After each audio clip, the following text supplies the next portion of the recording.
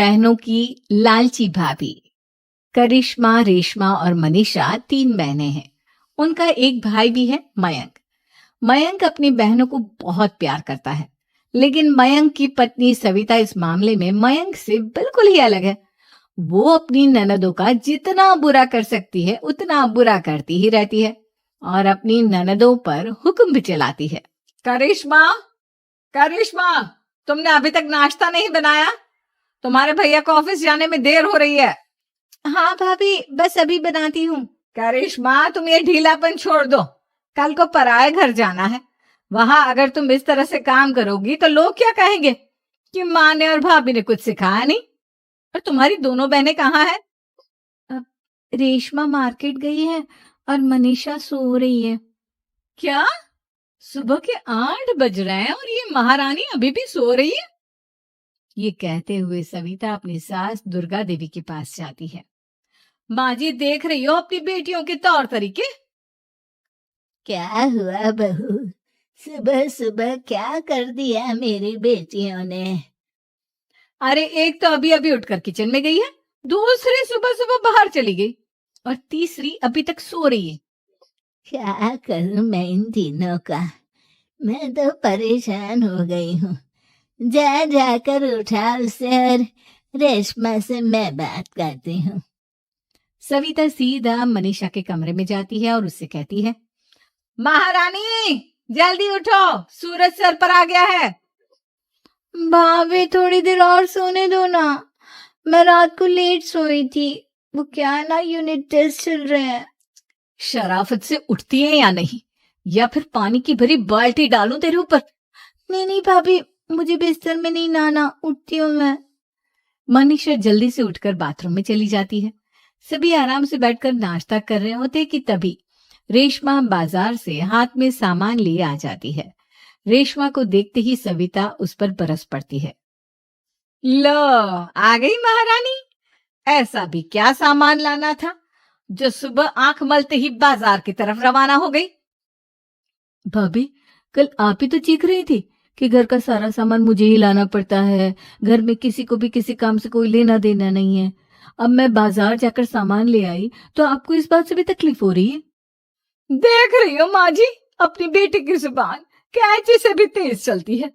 और मयंक, आप तो कुछ कहेंगे नहीं अपनी लाडली बहन को। रेशमा, अपनी भाभी से ऐसे बात नहीं करते, चलो माफी मांगो। भैया, मैं क्यों माफी मांगू? आप भाभी से बोलिए ना कि हम पर कम हुक्म चलाया करे। हम इस घर की बेटियां हैं और आपकी पत्नी की ननद है, नौकरानी नहीं। लो, कर लो बात। इनकी भलाई के लिए कुछ भी बोलो तो इन्हें बुरा लग जाता है। इस घर में यही इज्जत है मेरी। देख लो माँ जी, आपकी बेटी किस लहजे में मुझसे बात कर रही है। सविता वहां से चली जाती है। मयंक को बहुत गुस्सा आता है, वो भी वहां से चला जाता है। फिर करिश्मा रेशमा को समझाती है, रेशमा, तुम्हें भाभी से माफी मांग लेनी चाहिए थी ना। लेकिन दीदी, मैंने कुछ किया ही नहीं, तो मैं माफी क्यों मांगू? हाँ करिश्मा दीदी, रेशमा दीदी जैसे ही घर में आई भाभी ही उन पर चिल्ला रही थी। हाँ, मैं मानती हूँ कि गलती भाभी की थी। मैं तो इसलिए बोल रही हूँ कि भाभी ने माँ को तो पूरी तरह अपने वश में कर लिया है। वो हमारी बात सुनती ही नहीं। मयंक भैया हमारे लिए हमेशा खड़े रहते हैं, इसलिए उनकी बात का मान तो तुम्हें रखना चाहिए था ना। कोई फायदा नहीं दीदी, कुछ दिनों की बात और है, भाभी उन्हें भी हमारे खिलाफ भड़का देंगी। फिर वो भी माँ की तरह हमारी किसी बात का विश्वास नहीं करेंगे। इसी तरह सविता अपनी तीनों ननदों को किसी न किसी बात पर परेशान करती रहती थी। एक दिन मयंक अपनी तीनों बहनों के लिए गिफ्ट लाया। क्या रेशमा, ये तुम्हारे लिए हार का सेट, रेशमा तुम्हारे लिए सुंदर सी ड्रेस, और मनीषा तुम्हें किताबें पसंद है ना, तुम्हारे लिए किताबें लाया हूँ। थैंक यू भैया। थैंक यू भैया। थैंक यू भैया। करिश्मा, तुम्हारा नेकलेस कितना सुंदर है, ये भैया कहाँ से ले आए होंगे? मैंने भैया को 3 दिन पहले फोन पर ये डिजाइन दिखाया था और आज भैया ये ले आए। सविता तो अपनी ननदों के गिफ्ट्स देखकर जल गई और करिश्मा का नेकलेस तो उसे भी बहुत पसंद आया था। अपनी बहनों के लिए कितना अच्छा नेकलेस लेकर आए हैं, मुझे कभी कोई गिफ्ट नहीं दिया। मैं आज ही ये हार चुरा लूंगी। रात में सविता करिश्मा का हार चुरा लेती है और इसी तरह उसे अपनी ननदों की जो भी चीज अच्छी लगती वो उसे मांगती नहीं, बल्कि रात के अंधेरे में चुरा लेती। इसी तरह दिन बीतते गए और सविता ने मयंक के दिल में भी उसकी बहनों के लिए नफरत पैदा कर दी। एक दिन मयंक ने करिश्मा और रेशमा के लिए रिश्ता देखा और ये बात उसने घर में सबको बताई। माँ, करिश्मा और रेशमा के लिए बहुत अच्छा रिश्ता आया है। वो लोग कल इन्हें देखने आ रहे हैं। आप और सविता मिलकर सारी तैयारी कर लेना। ये सुनकर करिश्मा और रेशमा खुश हो जाती हैं, लेकिन सविता सोचती है, अगर इन दोनों बहनों की शादी हो गई तो घर और बाहर का काम कौन करेगा? मनीषा तो एक नंबर की कामचोर है, उससे तो किसी बात की उम्मीद लगाना ही बेकार है। मुझे इस शादी को रोकना होगा। अगले दिन सभी लड़के वालों के स्वागत की तैयारी करने में लगे होते हैं। तभी मयंक अपनी बहनों से आकर कहता है, तैयार हो गई तुम दोनों?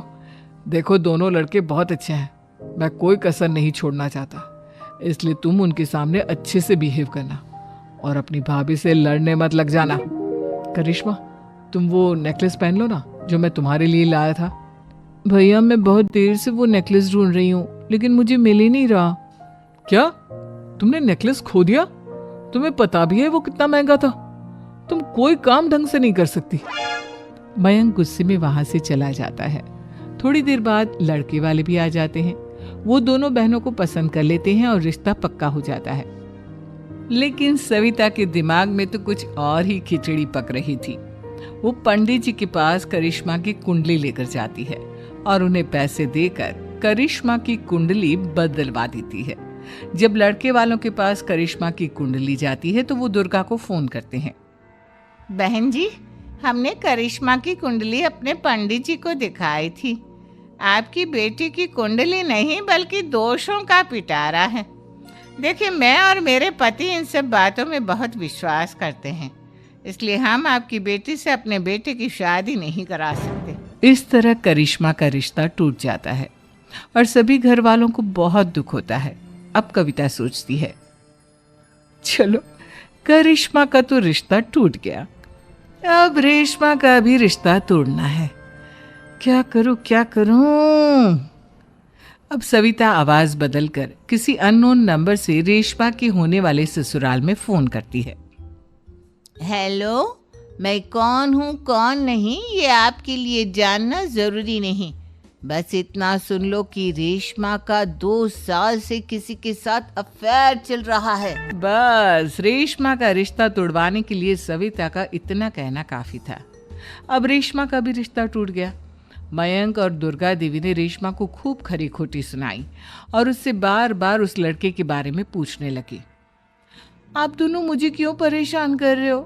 अरे कोई लड़का होगा मेरी लाइफ में तो मैं बताऊंगी ना, जब कोई है ही नहीं तो कहाँ से लाऊं मैं कोई लड़का?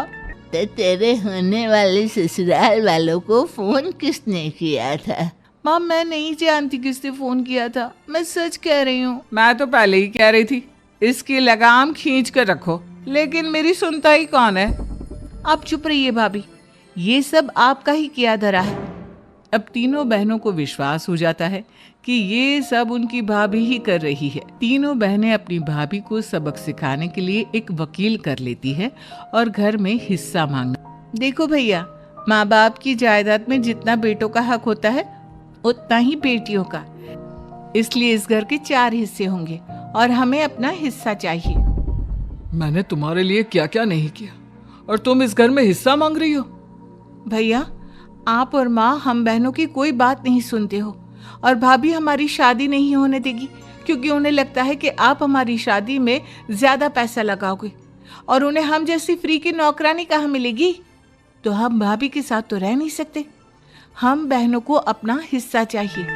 अरे तुम्हें शर्म आनी चाहिए अपनी भाभी पर ऐसा इल्जाम लगाते हुए। वो तुम्हारे बारे में कितना सोचती है। हाँ माँ, भाभी हमारे बारे में बहुत सोचती है, दिन रात बस यही सोचती रहती है कि किस तरह से अपनी तीनों ननदों को परेशान करूं और कभी मुझे पढ़ने भी नहीं देती। दोनों बहनों का रिश्ता भी तो इन्होंने ही तोड़वाया है और रात में हमारे कमरे में आकर हमारी चीजें भी चुराती हैं। इसी तरह सविता की तीनों ननदें अपनी बात पर अड़ी रही। अब कोर्ट में तारीख भी शुरू हो गई। जब सविता को लगा कि उसकी तीनों ननद इतनी आसानी से नहीं मानने वाली, तो उसने अपने पति और सास को सारी सच्चाई बता दी और अपनी तीनों ननद से माफी मांगी। मयंक और दुर्गा को भी अपनी गलती का एहसास हो गया। अब सविता खुद करिश्मा और रेशमा के लिए अच्छा रिश्ता ढूंढती है और उनकी शादी करवाती है।